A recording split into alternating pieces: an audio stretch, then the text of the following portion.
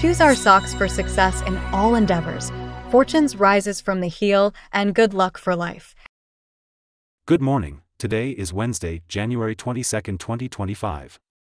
Today in history, on this day, 83 years ago, Xiao Hong, a prominent modern Chinese writer, passed away. Her notable works include The Field of Life and Death, Abandoned Children, and Mobile. Xiao Hong pioneered a marginal literary style that blended elements of novels, essays, and poetry, departing from traditional narrative modes. Known for her unique Xiao Hongdi style, she was hailed as the literary goddess of the 1930s. Welcome to today's Qing Chao Morning News. Let's start with political updates.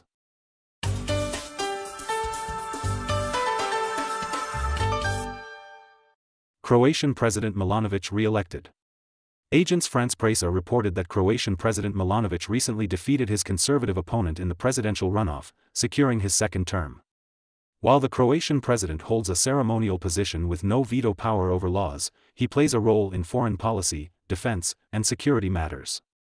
Born in 1966, Milanović served as Prime Minister of Croatia from 2011 to 2016, gaining popularity for his combative style.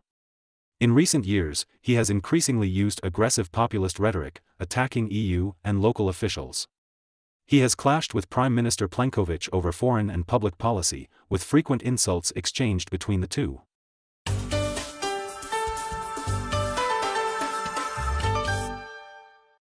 Myanmar military uses drones to bomb rebels.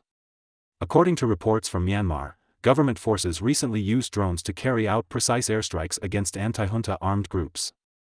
The drones drop mortar bombs at fixed points or guide Air Force operations targeting high-level commands of anti-junta armed forces and ethnic and local groups.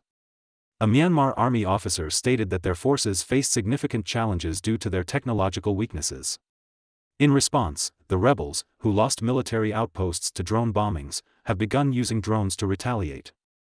Most drones used by anti-government armed groups are modified civilian models, while the military uses attack drones, which improve airstrike accuracy to within 10 to 20 meters.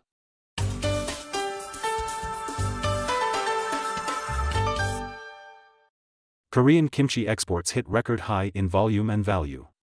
Yonhap News Agency reported that South Korea's kimchi exports reached a record high last year, with 47,100 tons exported, a 6.9% increase, and an export value of $163.6 million, up 5.2%.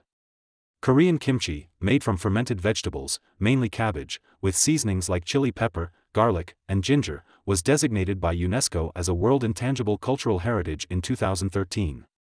Japan was the largest importer, followed by the United States, the Netherlands, Canada, and Australia. U.S. extends deadline for Nippon Steel bid on U.S. Steel. Comprehensive news from Washington. Recently, U.S. Steel and Nippon Steel announced that the Biden administration has postponed the deadline for enforcing the order to block their merger until June, giving the companies time to challenge the decision. On January 3, Biden issued an executive order to block the acquisition, citing national security concerns, stating that Japan Steel's control over U.S. Steel could jeopardize national security in supply chains. U.S. Steel and Nippon Steel filed a lawsuit in U.S. federal court, arguing that the order was politically motivated and requesting a re-examination of the acquisition. The postponement allows time for the court to consider the case.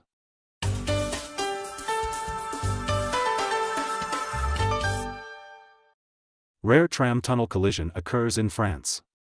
According to Agence France-Presse, a rare tram accident recently occurred at the main railway station in Strasbourg, eastern France, when two trams collided in a tunnel. French Transport Minister Tabarot confirmed about 36 injuries. Eyewitness videos showed severe damage to both trams, with one derailing and emitting thick smoke. The scene was chaotic, with screams heard. Traffic experts noted that tram collisions are rare due to their low speed, typically under 30 km per hour in city centers. A similar accident took place in Strasbourg in 1993, injuring 17 people, but since then, operations had been stable without major incidents. 2024 temperature rise exceeds 1.5 degrees Celsius above pre-industrial levels. According to a recent press release from the EU climate monitoring agency Copernicus Climate Change Service, the global average temperature is projected to reach 15.10 degrees Celsius in 2024, 0.12 degrees Celsius higher than 2023, the previous hottest year. This marks a 1.6 degrees Celsius increase over pre-industrial levels, making it the first time the global temperature has exceeded pre-industrial levels by more than 1.5 degrees Celsius. Climate change is already affecting every continent, with impacts on both poor and rich countries. Recent events include deadly forest fires in California, catastrophic fires in Bolivia and Venezuela, floods in Nepal, Sudan, and Spain, and heat waves in Mexico and Saudi Arabia, which have resulted in thousands of deaths.